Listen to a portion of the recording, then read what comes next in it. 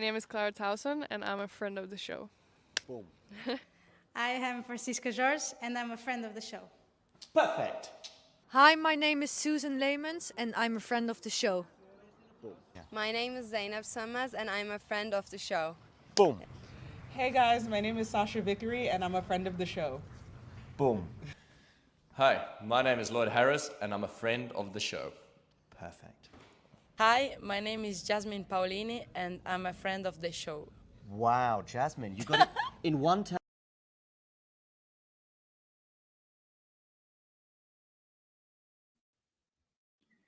What's this? WTA Weekly is starting on time. Hello there, and welcome to the show. And I'm very pleased to have Miles David back on. Miles, how are you?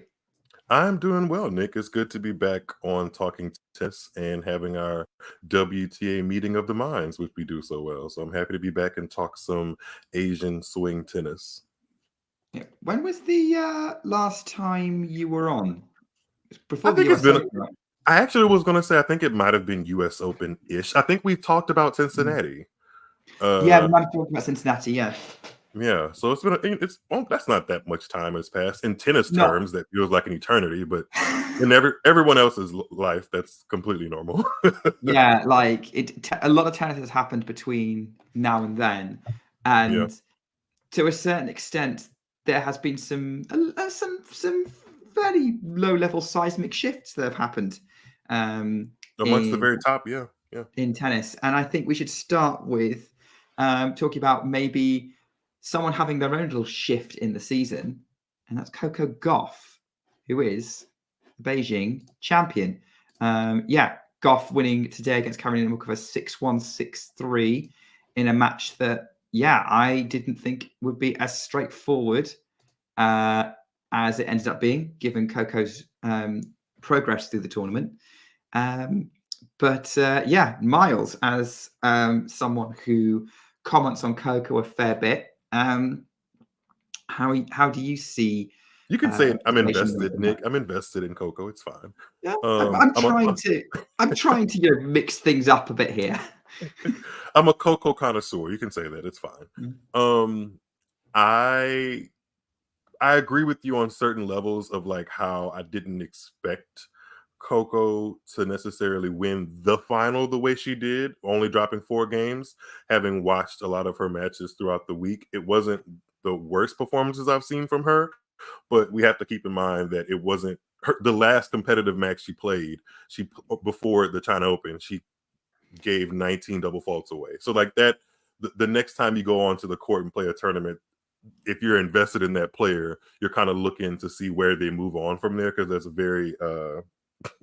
very jarring stat to kind of have when you're on the tennis court. But all of that considered, she played very well when she needed to. She got a little bit of a pass in a match against Osaka en route to the final, but once she got to the final and Muchova was across the net from her, a player that she hasn't dropped a set to so far, she played very well. She, even in the spots where Muchova had momentum in the match, which weren't very many, she was able to overcome that and play her game. And she's the young lady lifting the big, huge gold trophy in Beijing.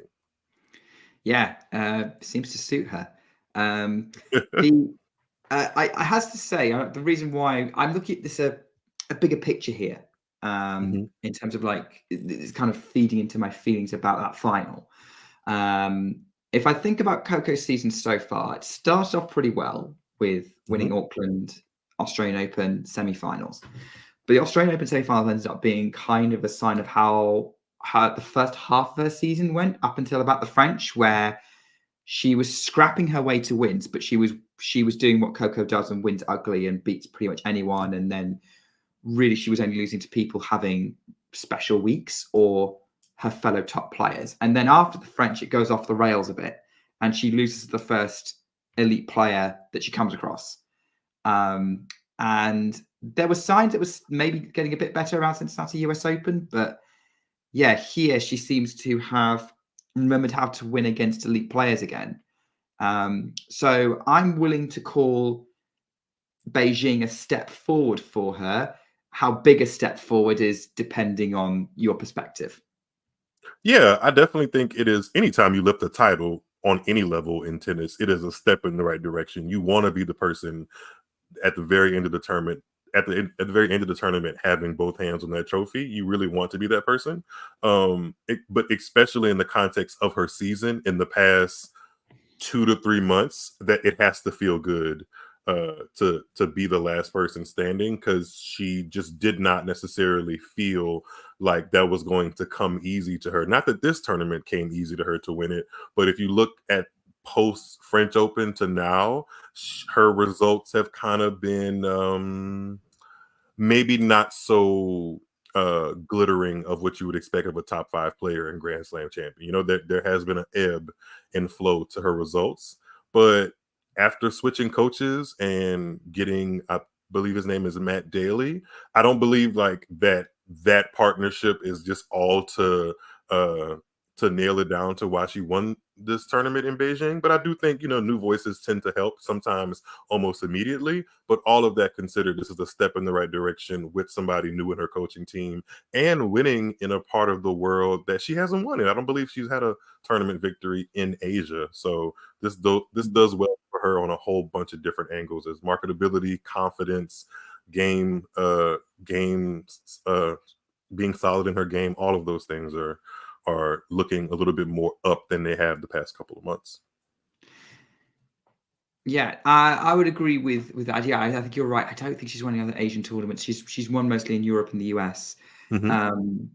Yeah, I think you made a couple of interesting points there. I think, yeah, I think she's definitely in that honeymoon period with the new setup. She's certainly hitting a lot more confidently. You know, the matches that I've watched, that she was hitting through the forehand a lot more. And that was you know, that was impressive to me. It's like, okay, I've got a sign that like Coco's kind of back a little bit. The double faults were still a thing, and they were probably the cause of her not getting through this tournament smoother than she did, in many ways. Like how she dropped a set to Starosubtseva, that was a little interesting. Like you said, I think the Osaka match, she kind of got out of jail a little bit with that one, Osaka getting injured, and that would have completely changed that tournament if Osaka had won that match. I'm not entirely sure. That it's very much up in the air then who wins it. And I think that's something else that like Coco's the one cleaning up, what you would expect for someone of her stature to do, someone who's a top 4, top 5 player. She's the one who'd be picking up the pieces when there's no Sabalenka, Rybakina, Swiatek. After Aryna lost to Karolina Muchova, which we'll talk about a bit later. I think Gauff kind of got the result we were expecting from her before she dropped out the top 5, because her trajectory was looking like maybe solid top 8, top 10. Like she still accrued enough points consistently to get to the finals. There wasn't much question about that, but without having that mega headline result. And now she's got that, and now she's going to go into that event as a 1,000 champion for the season. Yeah, there you go. I think that's something to note. We notice, like, yeah, she's kind of reestablished herself in that as that kind of level of player again in some respects. I was going to say it's crazy what 1 week in tennis can do, but then I remind myself quickly that Beijing was more than 1 week. It felt like it was 17 weeks because of how long the tournament drew on. But yeah, 2 weeks in Beijing, especially with the news coming out now that she initially didn't want to play this event. She was going to go straight to Wuhan and kind of take her time to get adjusted with that coach, but it seems like she just wanted to add Beijing to her schedule to kind of have some fun and not really focus on the results. And look what happens. She is the champion now. So yeah, I think this bodes well for her. I'm not ready to make any sweeping statements just yet that her game is new and improved or this is Coco 2.0 or something, but I do think it bodes well to her trajectory as a champion in tennis to win tournaments when she's not playing her best, because that is what really the great champions have done. And then when she's in a final, outside of the French Open final that she's lost, she's the one leaving with the trophy. And I also think that's another good indicator for somebody that's only 20 years old to, you know, have that kind of mentality and extra gear to go to when it's really time to shine in a match, which is the finals, obviously. So yeah, a good 2 weeks in Beijing for Coco Gauff, especially if you're a Coco Gauff fan. Yeah, she's very much a big match player. I think that's very clear. She's got, and like it's always been clear, she's got this special mentality behind her that kind of drives her through these matches, that especially when they get tough or when the pressure's high. And that is that's reflected. I agree with you. I haven't seen anything in her game that's like suggests that anything's dramatically changed, and I don't expect it to dramatically change. To be honest, I think a lot of what Coco needs is just to be confident with the tools that she has, which is something I talked about with Mirra Andreeva post Wimbledon. But I guess as a Coco connoisseur, before we kind of move on, do you have any thoughts on this coaching partnership that she's got?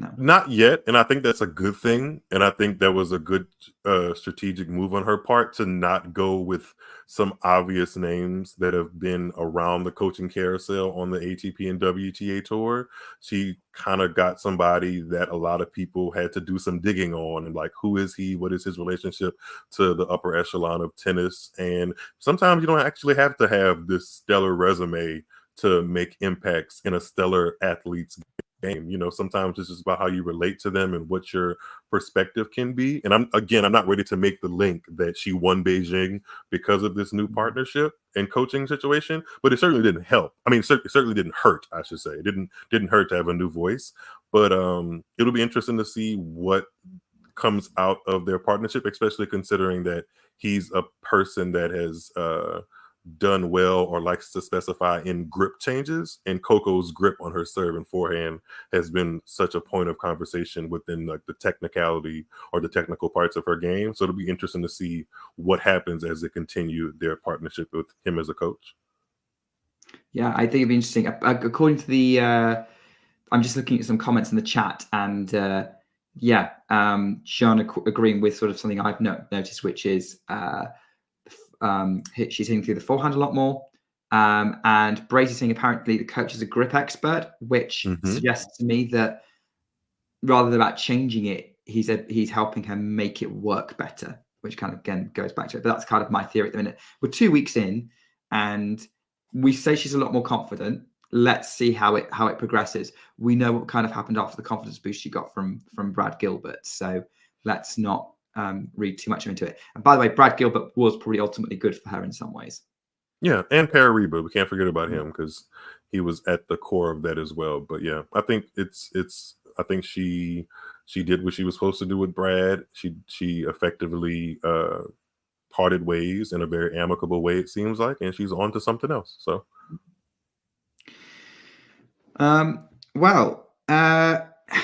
let's celebrate Coco Gauff's title by sort of maybe talking about the fact that her opponent who she beat in that final, Karolina Muchova, who ended up becoming the talk of the town this week. I mean, her comeback in my neck of the woods.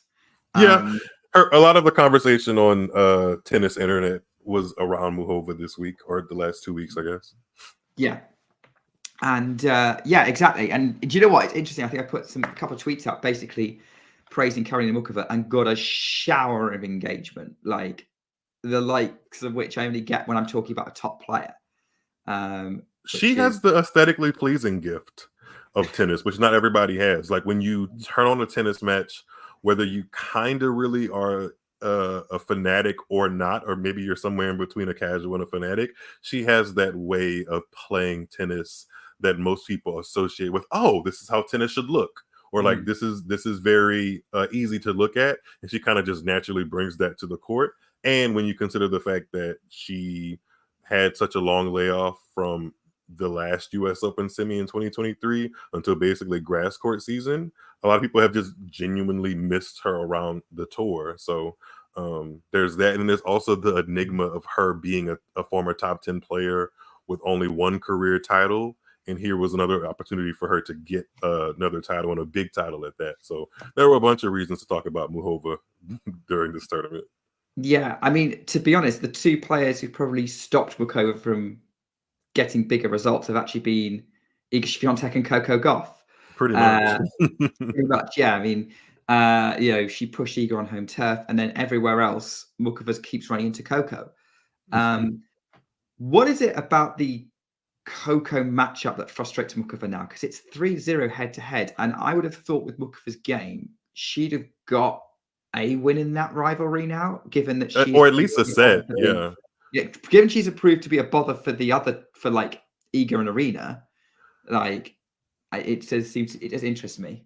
It's amazing how matchups really work, because we just saw how Muchova can kind of scramble or make Sabalenka scramble as far as like her mindset and make her feel uncomfortable on the court. Whereas I do feel like Muchova can do that to Coco Gauff, but she usually has to be playing at a higher clip than she probably played today. She did play quite a few matches, by the way. She wasn't seeded, so her route to the final included more matches than Coco, but she also won a lot of them in straight sets. So maybe that Sabalenka match took a little out of her. But in reference to the matchup with Coco, I feel like Coco shrinks her court a little bit more, if that makes any sense, because Coco rarely lets too many balls get by her. If you notice in the match, there were a couple of winners that Muchova hit that Coco had to kind of give her like the ceremonious little clap on her racket, because it was like, oh, you actually got one of these balls behind me, or past me. And I don't know if Muchova is that comfortable with players that do that,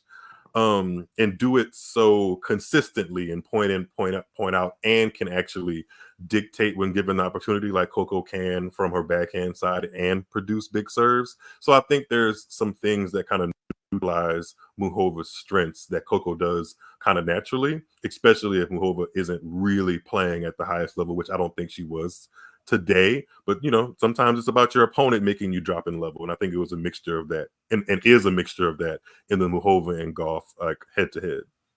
Yeah, I think I agree with you with your assessment of what Coco does for Muchova. Like, she takes away Muchova's biggest strength, which is being able to put the ball in awkward places and kind of out of reach.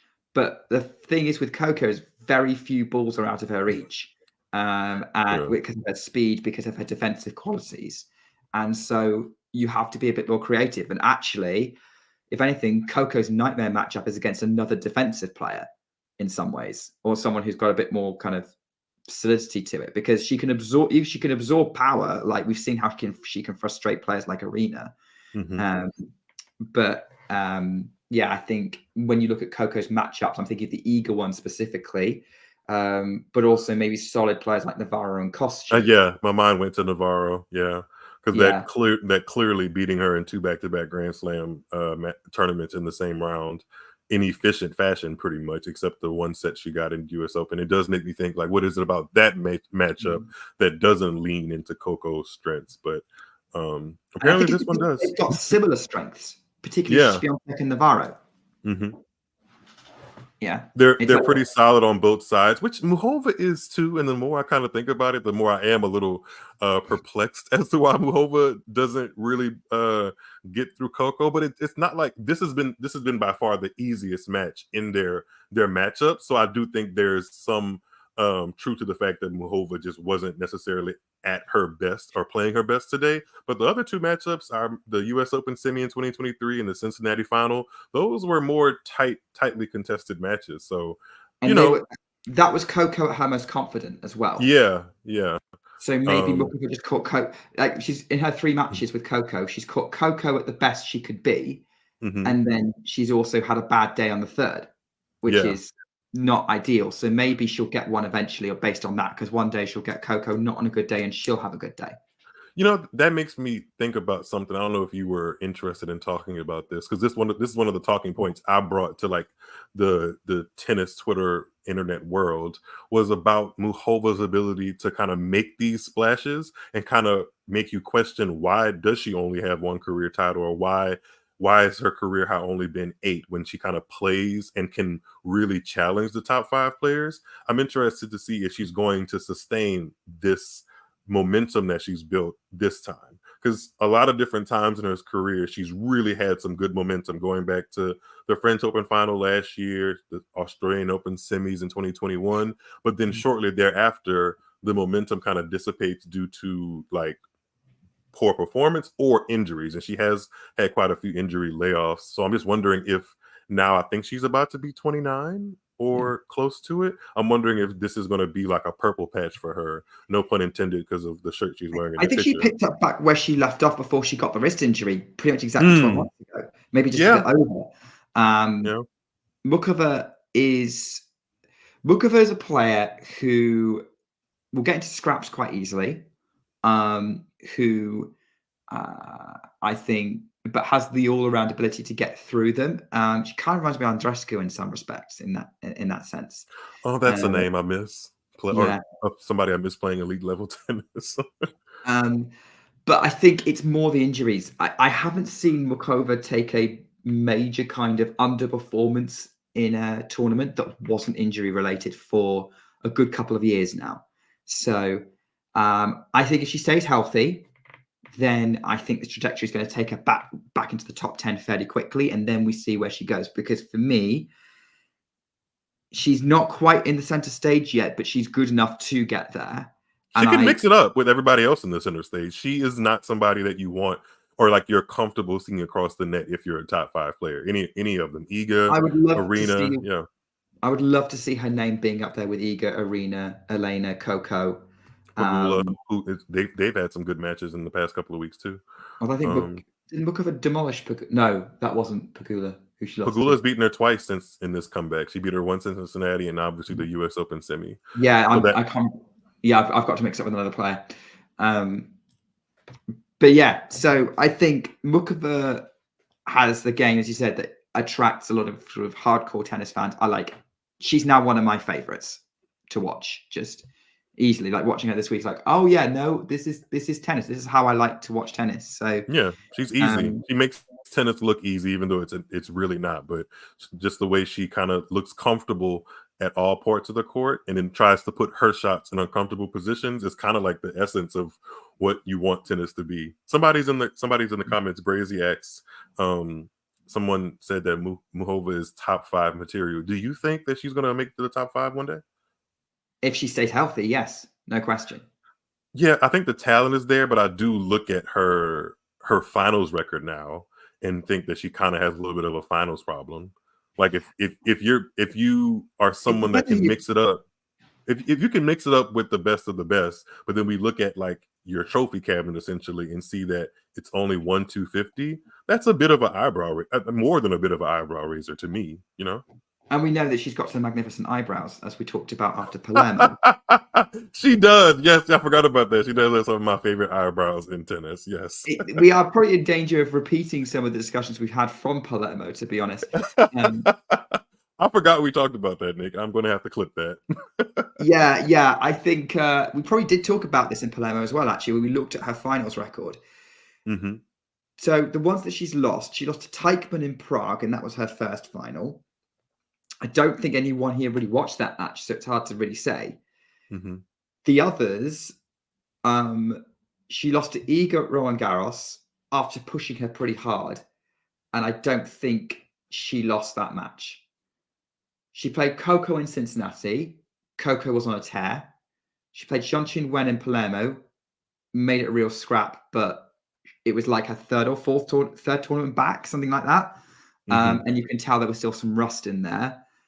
And then she just didn't. I think the only one I could say she didn't show up for was maybe this final. And then who knows? Because obviously Coco was actually playing better in this final compared to pretty much any other match that she played this tournament. So when you look at the actual finals, I don't think Muchova freezes in the headlights, especially when you look at the Roland Garros and Palermo finals. So she also didn't. I think I revisited the Cincinnati final a little bit differently because she actually lost that to Coco 6-3, 6-4, which on paper is not, which is mildly competitive.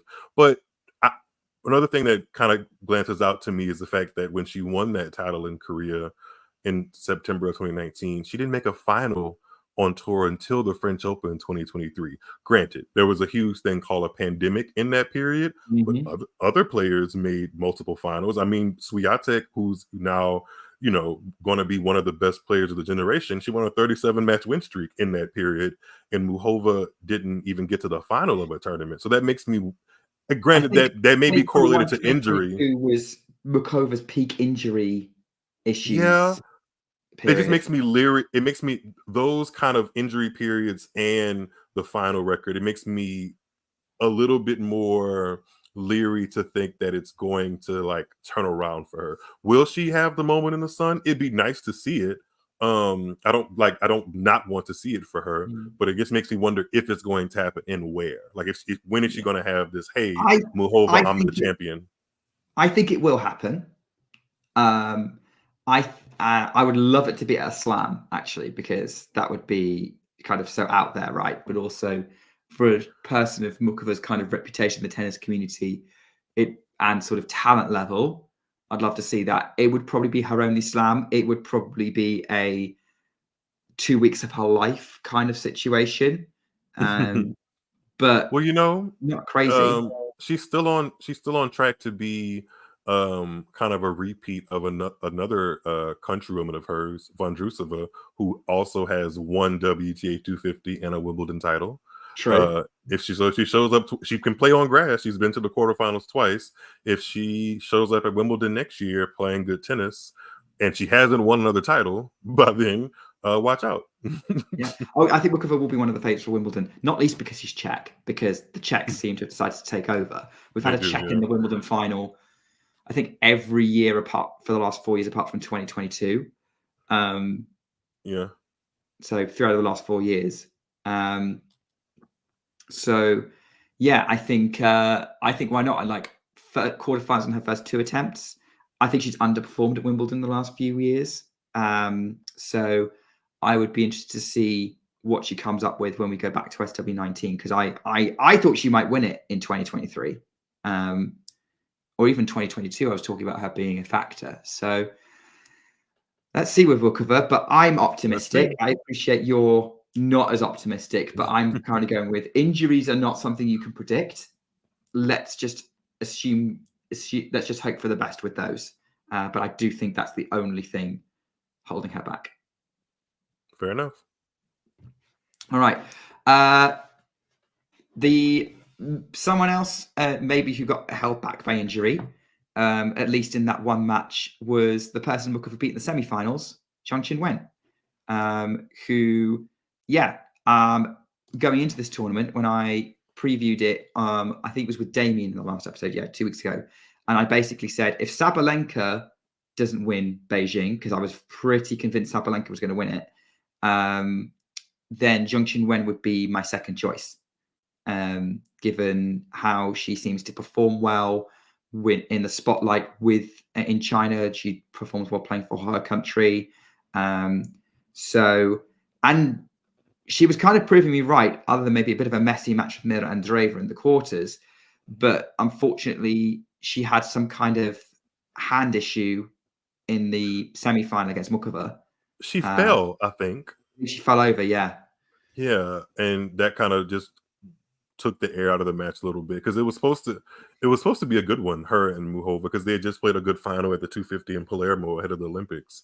But yeah, as she kept progressing, I was like, wouldn't it be a story for the Olympic gold medalist to also return back to Beijing and lift the title there? And she was very close. We'll see what happens at the other remaining Asian tournaments. I think she would be on the entry list for Wuhan as well next week, but we'll see how that injury carries over to the hand, or if she kind of, still feels it.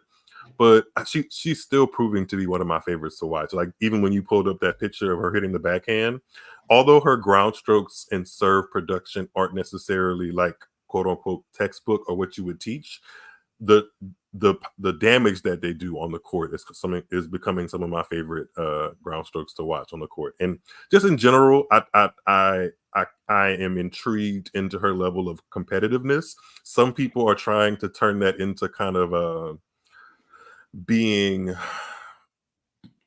cold in a way, especially in the handshake department. I don't necessarily agree with that. I think sometimes if you underperform like she did against Sabalenka at the quarterfinals of the US Open, it's unrealistic to think that you're going to just walk up to your opponent after just losing on such a big stage like that with a huge grin on your face and be like, hey, thank you for beating me. So I think she gets some tough judgment in that regard, but she seems very competitive and wants to take advantage of being at the top of women's tennis, and that's good to see. So I get the sense that she's very competitive, very dialed in and focused, and will be frustrated when things don't go her way. So sounds like a champion to me. Yeah, like any other tennis player. Yeah. Tennis player. And I agree with you. I think she's turning into one of the stars of the show. She's rightfully a top 10 player, being Grand Slam finalist and Olympic champion. Let's see how she does in Wuhan. I hope she's fit because I think winning one of the biggest titles in China would be a really, really big deal for her personally. And yeah, I certainly think that she's a great addition to the WTA tour, and she's got a lot to favor. And I am finding this battle that she's having with Emma Navarro for what will end up being the final spot, most likely. Oh, that's the main story. I was thinking the battle that they had. You were thinking of.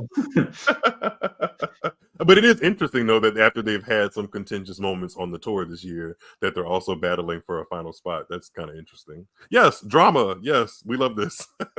Hey, can you imagine if the Wuhan finals Navarro versus Zheng? Because that would basically decide. Yes, sign me up for that. Nick, if this happens, we're going to rotate this video around and say that we're like soothsayers. But yes, well, you're the soothsayer since you said it, but I'd love to see it. I'm not entirely confident in saying that, but we can have a look well, at I mean, Navarro losing in a WTA challenger doesn't really give you much effort to be confident about that. But no, I would say given the form Navarro is in compared to the form Zheng is in, I'd say Zheng is the favorite to overtake her at the minute. I'd like to see it. Yeah. I think I would like to see Zheng in the WTA finals. That's for sure. Same here. I mean, if it's Emma Navarro or Zheng Qinwen, picking Zheng Qinwen. Sorry, Emma. I mean, Emma has had a really good season and deserves to be in contention. The only reason I'm going with Zheng Qinwen is being that Olympic champion, and it's a frustration to me the Olympics don't count for points.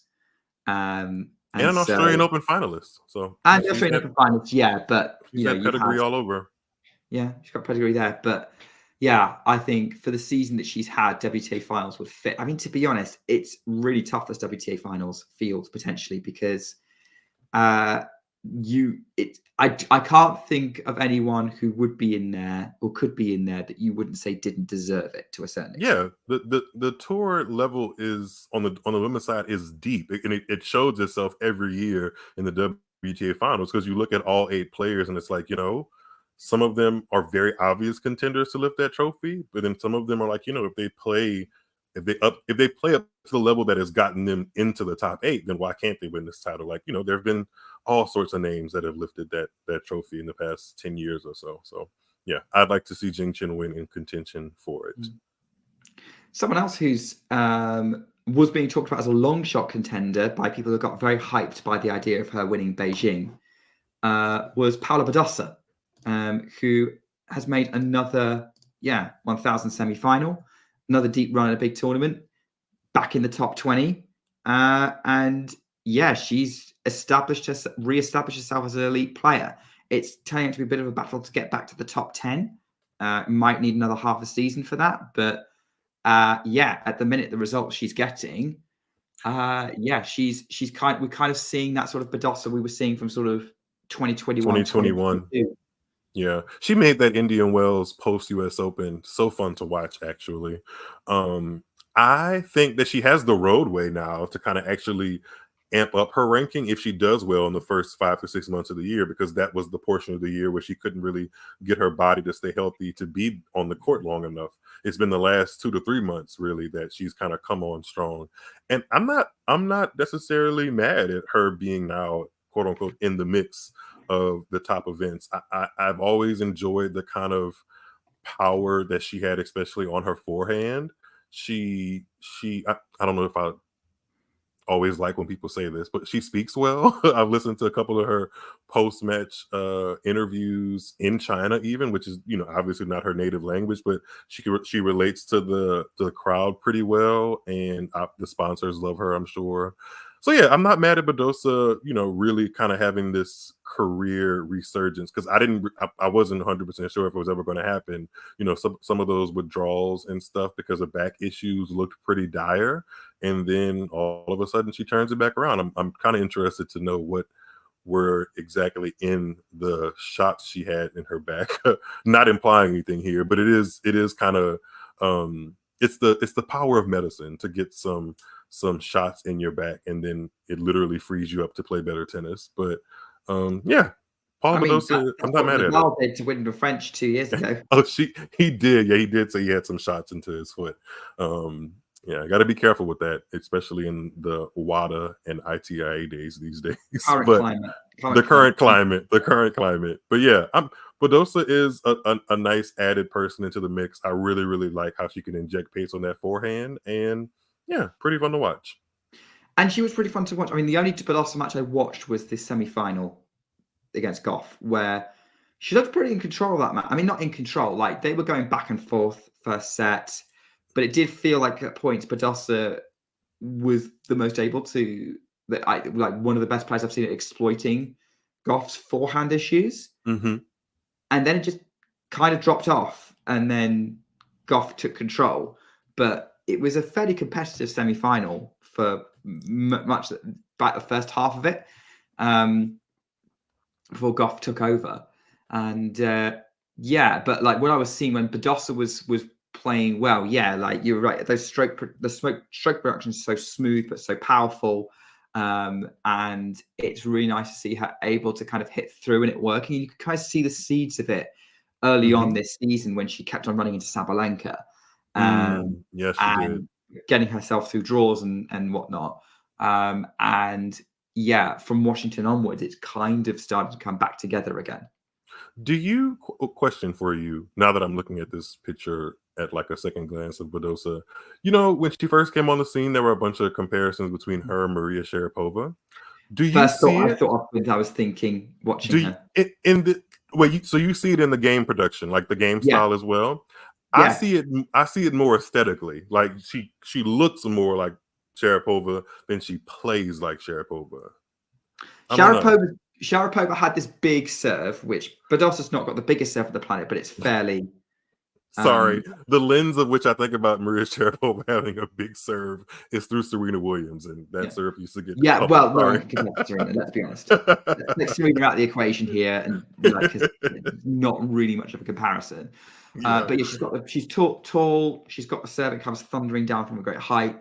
But yeah, I think there is an aesthetic to it in terms of obviously both blonde, but that's Nike.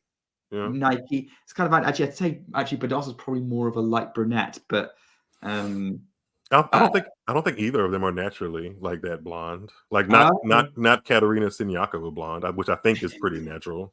I think.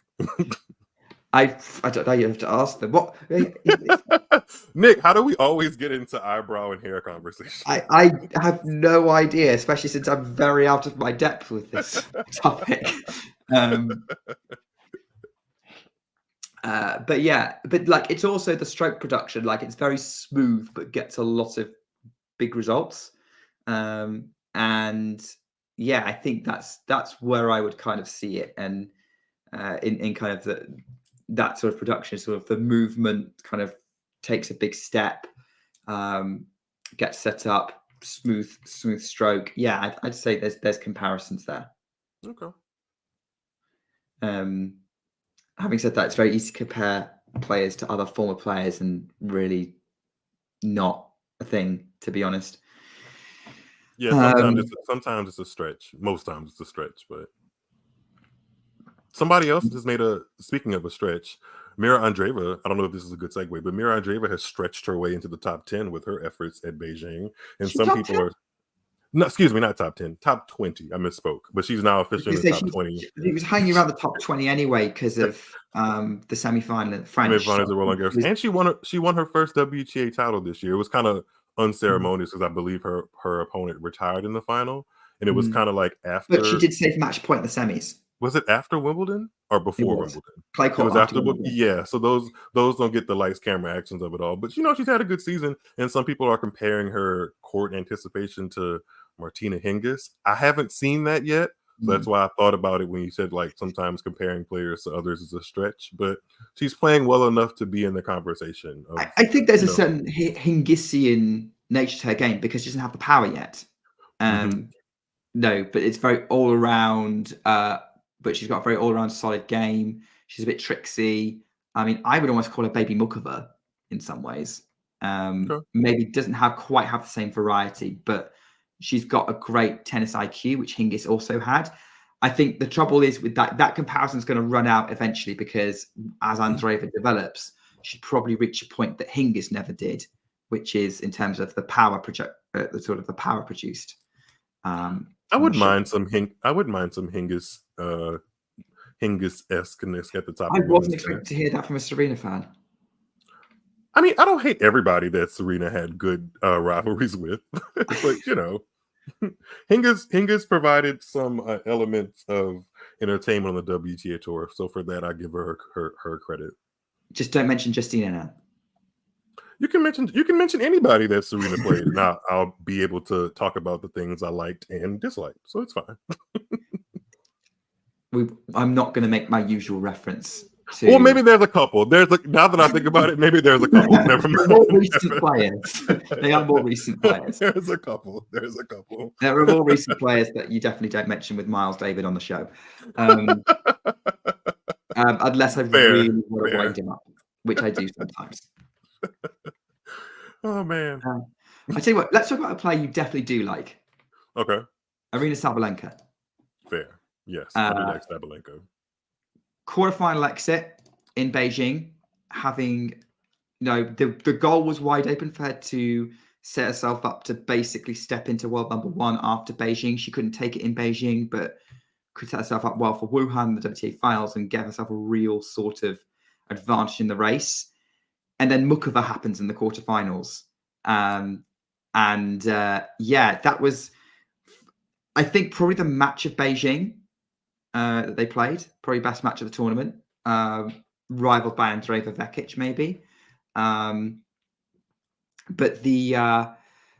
guess there was people like me who was going to say, well, just basically hand Aryna the trophy because I can't see who could beat her. And of course, didn't think that Karolina Muchova would be her kryptonite.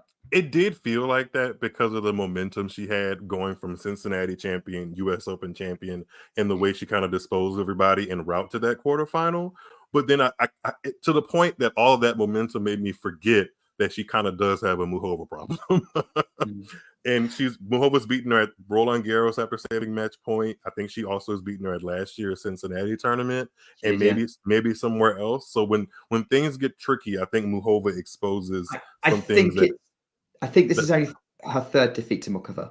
I mean, it's about especially the way that she was defeated in those matches. I think it's fair to say that she has a Muchova problem, where at least she doesn't love playing Muchova. I don't think anytime you lose to a player 3 times, you can say you love playing against them. So I completely agree. Presents a problem. I think there's I think if you lose to someone 3 times, then you've definitely got and you're barely making a dent in the rivalry, then you've got a problem there. I mean, similar to Sabalenka's problems with Donna Vekic and Amanda Anisimova, which I bring up sometimes. So like, hey, those are some weird blips. Not entirely sure what it is they do. But like, this is something that I got a lot of engagement on. I want to hear your thoughts on. Okay.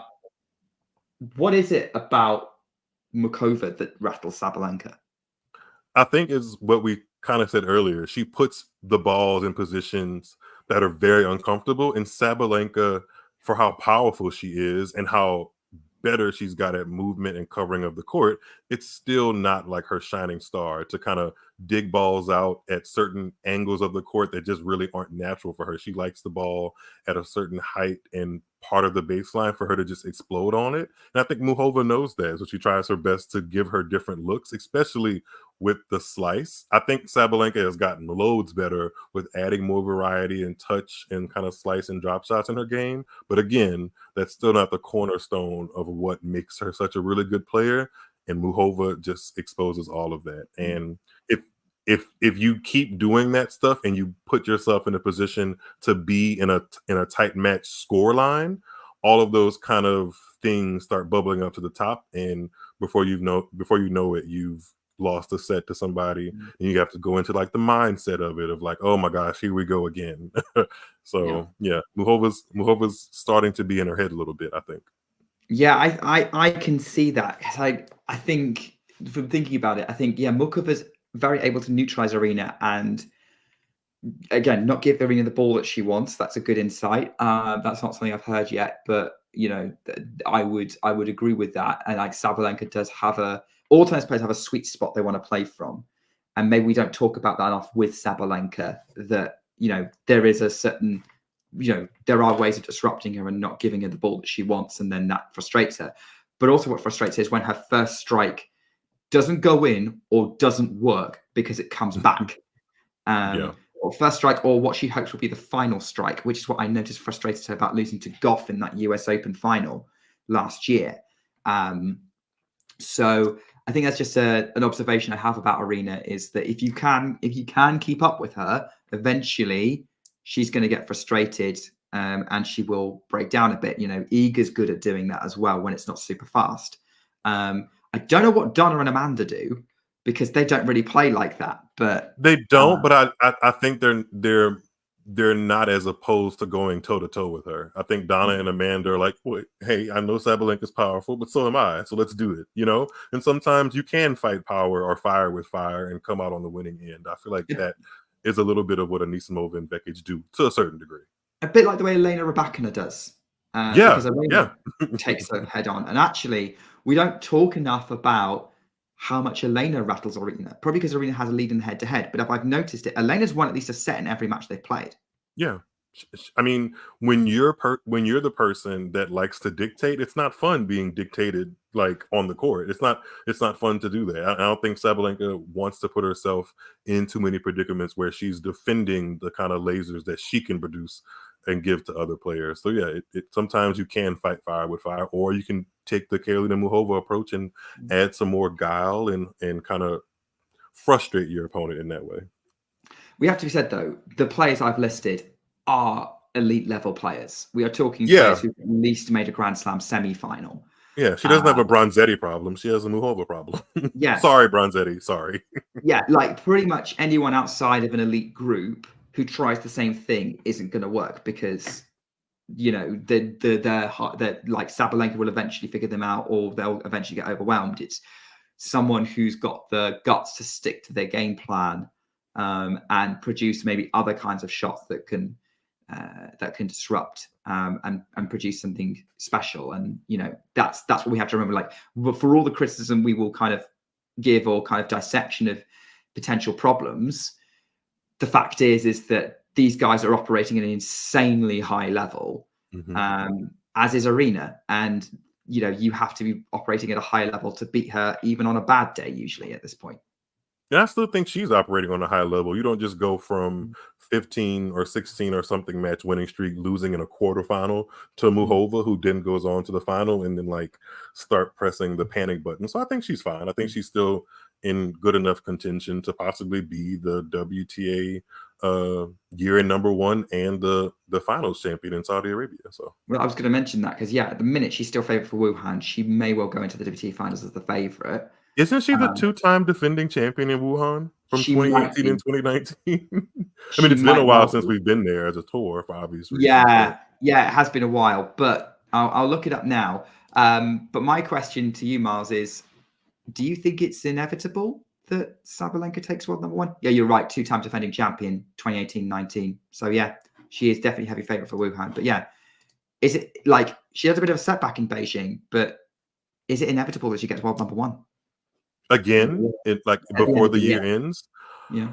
And I wouldn't use the word inevitable, but given what we now know about Iga Swiatek, it doesn't seem like Iga is in the mind frame to really be defending that number one, or she's going to put herself in a position to where she's not going to even have that many options to defend the world number one, because she's already put out of Wuhan and she's more focused on finding a new coach. So it's likely, but I wouldn't say inevitable. I mean, she could stop herself. Aryna Sabalenka could, but I wouldn't mind it. I do think that the player that has won 2 Grand Slam tournaments and a 1,000, has a good a shot as any, and like deserves to be world number one. And I do think if she ends up being world number one this late in the season, she probably would be the year-end world number one, which she's never been, and that is another distinction in the accolades that players have. So I would love to see it for her. She just kind of has to make sure she's still buttoned up and carries that momentum into this continued Asian swing.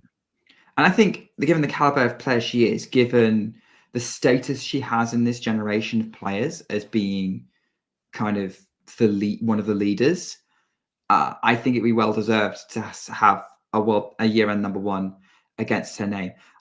I am causing a bit of hyperbole here. I don't think it's inevitable that she's going to be world number one. I think she's going to potentially put herself in a good position come after post Wuhan. But what I'm kind of hoping for is, and like this is as a tennis fan over anything else, is that she doesn't get too far ahead of Iga in the race. And what happens then is we have a legitimate possibility that we have a proper Iga Aryna showdown in Riyadh, maybe even in the final for number one. I think that would be the kind of spectacle that WTA tennis would really benefit from. Yeah, that'd be cool. Yeah. A showdown for the year-end number one at the very last tournament of the year. Yeah, that sounds fun. I'd be seated to watch that. I don't know if that's ever happened on the WTA tour. It's happened on the ATP tour a few times in recent years, but not WTA. Because they 1 and 2 didn't play each other. We had a bit of a drought from 1v2 before Iga and Aryna. Yeah. I think the last couple, like Muguruza wasn't in contention to be world number one. Neither was Garcia and Sabalenka in Fort Worth. And then Barty didn't even play in 2021. Yeah, and she wasn't in contention to lose the world number one ranking when she won it in 2019. People forget that she won the WTA Finals the year before the pandemic kind of stopped it, but she wasn't going to lose that number one ranking. So yeah, that'd be very fun to watch. Now that you've set it up, I kind of want to see it. But there's some other players that would make a WTA Finals championship match very fun if it's against Sabalenka too. So yeah. Oh yeah, no, I wouldn't turn down any other options by any means. Like, that field will has the potential of producing special finals or special matches in the round robins as well. I mean, like, the field is fairly likely set. I can't see a scenario where it doesn't involve any of the people who are currently the top 6 and then either and Krejcikova, and then it's down between Zheng and Navarro. But I think any of those would be a worthy opponent and create some worthy clashes. I kind of wanted it in the US Open as well, so maybe I'm just not going to get it. But Iga versus When was the last time we got an Iga Aryna matchup? Was it Madrid final? That was the last. No, Cincinnati semi, and that wasn't super. That competitive. was Aryna's backyard. Yeah, Sabalenka was just so much better than Iga that day. So yeah, sure, it's a good matchup. I mean, like, it's the next best. Like, obviously, the perfect matchup for Iga Aryna is Madrid, because it's the one place in the world where conditions suit both of them. But so I'm interested to see what Riyadh gives us. What kind of court? If it's a slow indoor court, maybe it bounces out. I prefer it not be a slow indoor court. But Slowish court, maybe not too slow, not Doha level. Or Singapore a couple of years ago, because that was low. But then, I don't mind slow tennis. So, I mean, okay, I prefer grass, but I think slow tennis is especially painful to watch at this time of the year.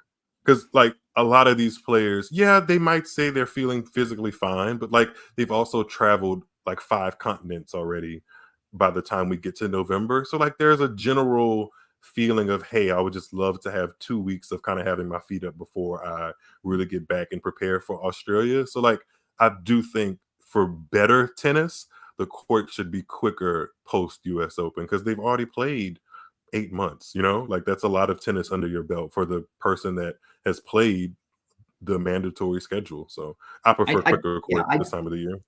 I think medium speed. I think something that is relatively neutral, especially because it would suit most people's strengths. There's very few players who are like top level where it's the slower the better. Like I can't think of many people. Like some people could say Iga, but Iga is all right on medium speed. Like she doesn't lose that much on that kind of pace. It just super slicks where she starts having problems. I guess that's what but like so I don't want it ultra slow. I don't want it Doha or Indian Wells or playing on clay. But fair enough. Yeah. Speaking of Iga,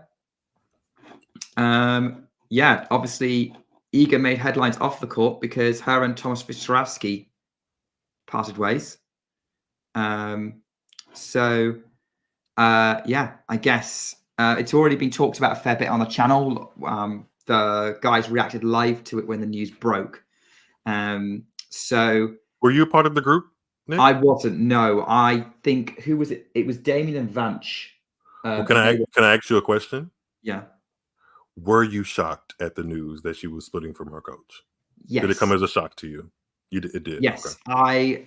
I was of the view, ain't broke, don't fix it. Like it seemed to work really well. I think the most important thing for a tennis player is stability. I think Wiktorowski is a very, very good coach because we saw what he did with Radwanska as well.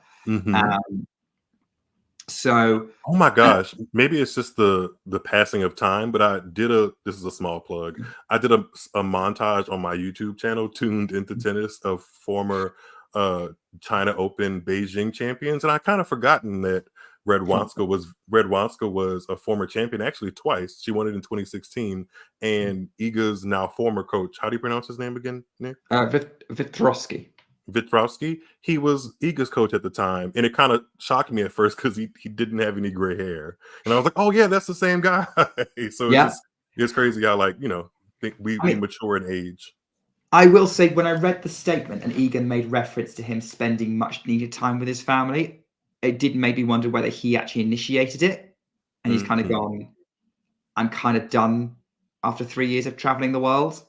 It has been hardcore with Iga though, because she's had her weeks off, but pretty much since 2022, it's been a lot of tennis, which I commend her for. But she really has put pedal to the metal. In just 3 seasons, she's gone from maybe possibly one-time Roland Garros champion to very significant role in women's tennis and one of the greats, or potentially one of the all-time greats. So yeah. So and that's down to Wiktorowski. So I don't think either of them should be displeased with the results they got. I think there was possibility for more, but I think Iga's using this opportunity to go right, net positive. Let's look at someone else and maybe get some different voices in, because she's looking for a non-Polish coach. That was going to be my follow-up question. You read my mind. Why do you think that was a point of making that clear in her statement? Why do you think I think it's a big deal in Poland. I think it's a big deal in Poland, which we don't necessarily have the context for. You'd have to talk to Damien about it. But I would imagine that because it's quite nationalistic over there, it's going to be a big deal, and maybe she's giving she's kind of warming things up, and also it's kind of a sign, kind of putting a statement of, hey, I'm looking for someone who can keep me at the elite level, maybe help me keep the chasers away. I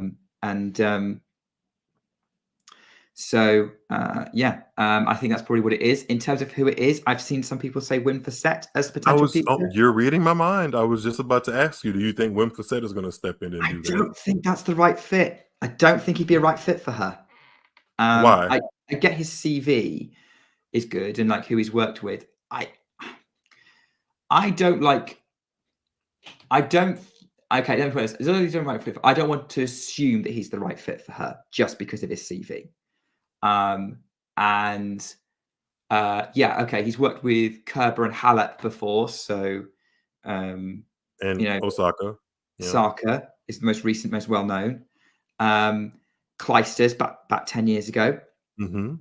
But we've seen it before where players hire big name coaches and it doesn't work out. And I think she needs to hire a coach that kind of she clicks with, who has a plan, who can kind of help her figure out what to do to kind of keep her ahead of the pack. And I actually think the Gauff route of going with someone who maybe not as well known might be the better option.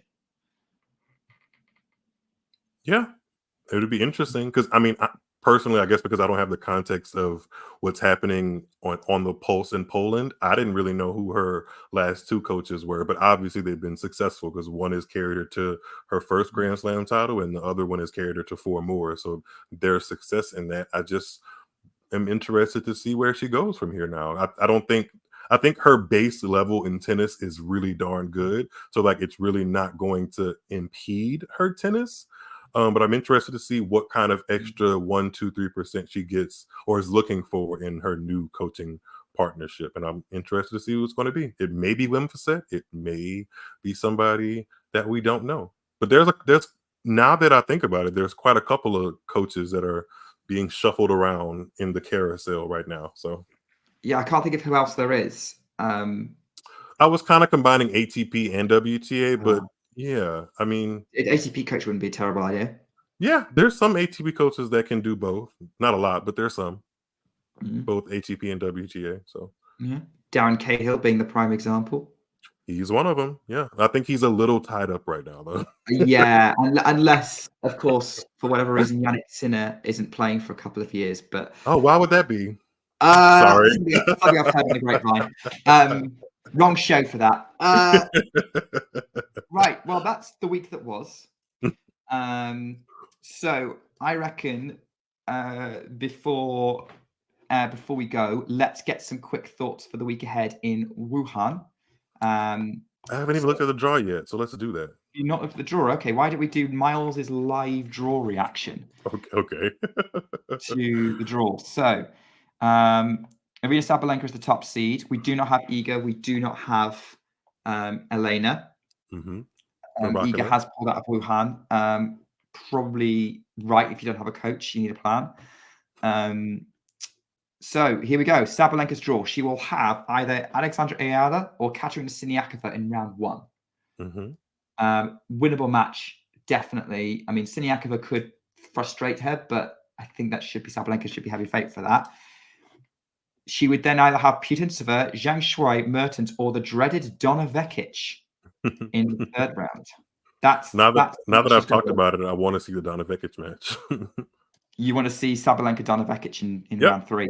I mean, for that, I probably won't get it now that I've spoken it out into existence. But yes, I'd like to see it. It would be interesting. I mean, Putintseva and Mertens might have something to say about that because they're in that section. So is Madison Keys, but Madison Keys just went up against Sabalenka, and it wasn't much of a. Keys would be quarterfinals. By the way, heck of a first round. Had admire Keys.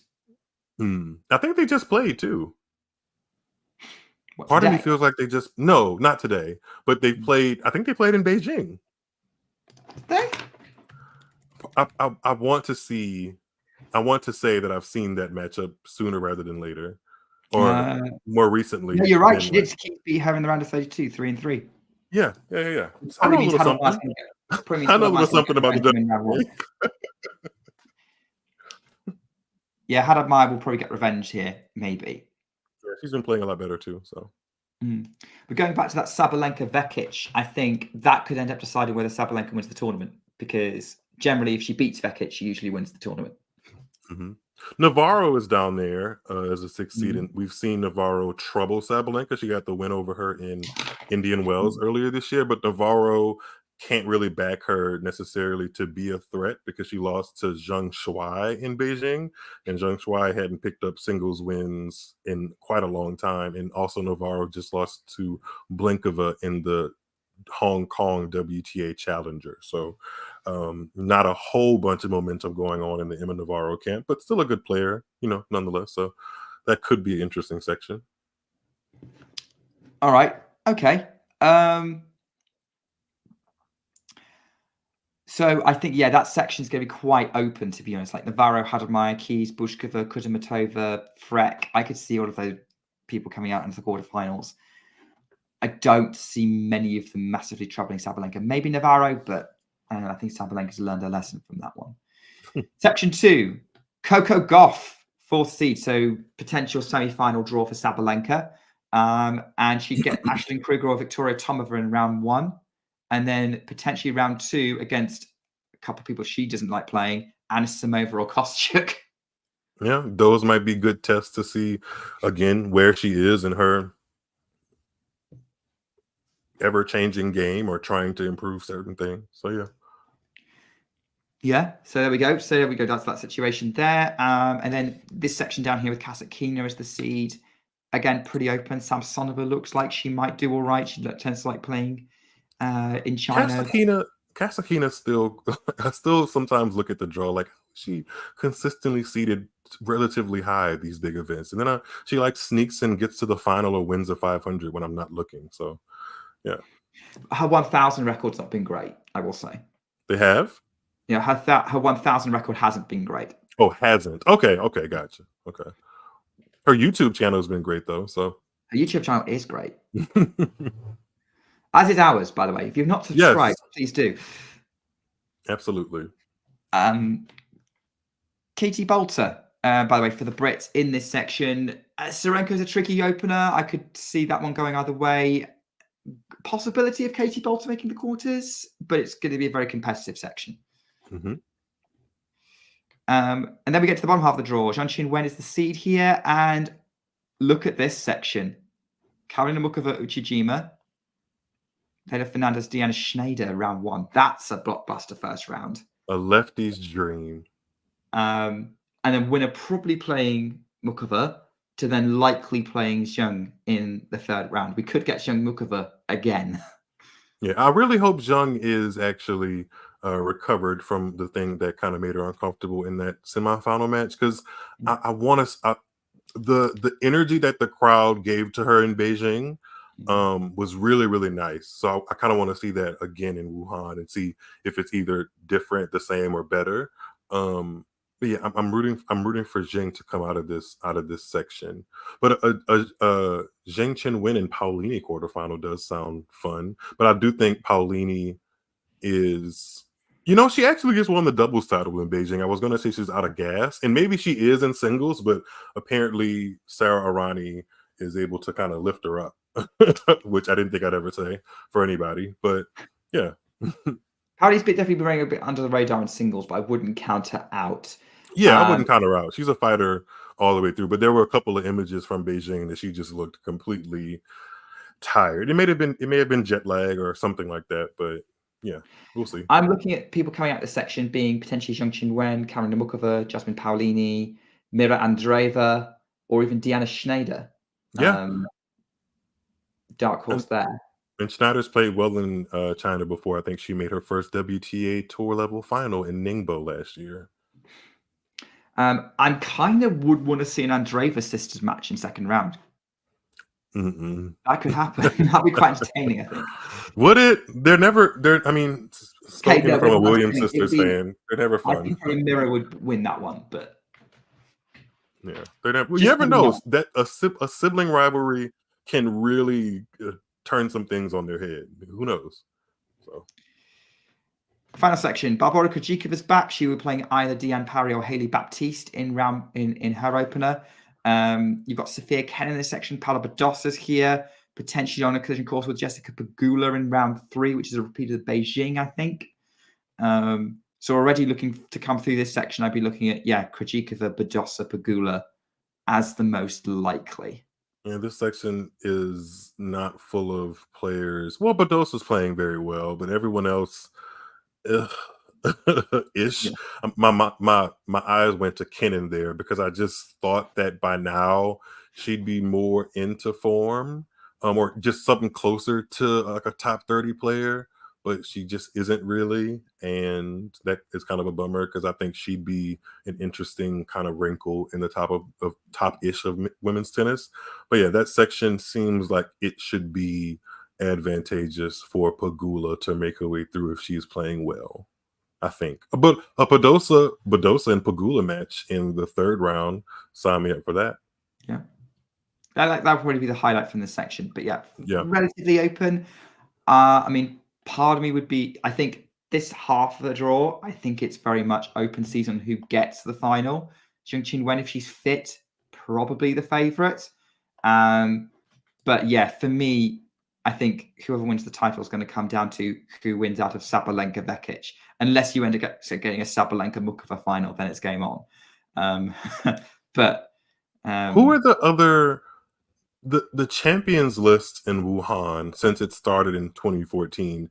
It's actually fairly decent. I mean, Kvitova, Venus, Kvitova again, Garcia, Sabalenka. Yeah, all of those players are pretty darn accomplished. So I'm wondering if there's going to be another edition of a very accomplished player, or if Sabalenka three-peats in her own kind of special way, or if there's going to be a out of left field winner. I mean, you say that Sabalenka wasn't accomplished when she first won it. This was like the making of her in many ways. Like, yeah, this was 2018 on the map. True. Yeah, Sabalenka's come such a far away from the 2018 version of her that I first laid eyes on. But yeah, we never know. It could be the beginning of something. Is there anybody that you're looking at to maybe become the beginning of something in the draw? Maybe, possibly. I mean, other than maybe some of the people we've already mentioned, as like, you know, Snyder, Andreeva, yeah, I'd say similar kind of thing. Because I think Sabalenka before Wuhan, like, you were much more into the tennis scene and the detail of the tennis scene than I was in 2018. So you can tell me, like, what was Sabalenka's reputation? Was she a young up and comer when she first won that title? Yeah, she was a big hitter, like just a young big hitter. She had just played that really good match against Osaka in the fourth round of the U.S. Open, and she had actually won her first WTA title in New Haven before the U.S. Open. So she was really kind of, you know, starting to really rise when she originally won that title. Yeah. So yeah, we go young player on the rise, which would fit someone like Andreeva or Schneider. Mm-hmm. All right, I think that wraps it up. Miles, thanks for coming on, as always. Thanks for having me, Nick. We always have good WTA chat. This is a part of the year where I feel like only the strong survive and the nerds of the tennis tour really get to thrive. So yeah, I'm happy to be doing both of those things with you. Yeah, and I hope that everyone else has enjoyed nerding out with us on this episode of WTA Weekly. That was a funny question in the chat.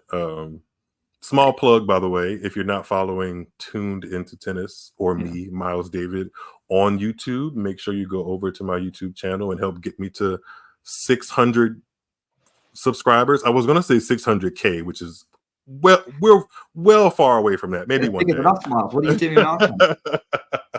Hey, I mean, part of the reason I have some of those subscribers is from talking tennis on Talking Tennis. So hey, I'm very appreciative for the platform. So if you enjoyed the conversation, make sure you go from Talking Tennis to Tuned Into Tennis with Miles David. Subscribe to the podcast.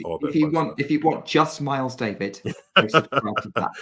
If my opinions don't annoy you that much, feel free to give me a subscribe, because I try not to annoy people, but I also have my opinions. And yeah. I don't think any host on Talking Tennis has ever not annoyed someone. You can't please everybody. You can't. You just can't. You can't. I mean, but you know, if we tried, no one would like us. So, on that little bit of pearl of wisdom, we're going to leave it there. Thanks everyone for joining. WTA Weekly will be back next week to wrap up all things Wuhan. Until then, take care and keep talking tennis. If you enjoyed this video, make sure you hit that like button. Don't forget to subscribe and click that notification bell so you don't miss out on all things tennis.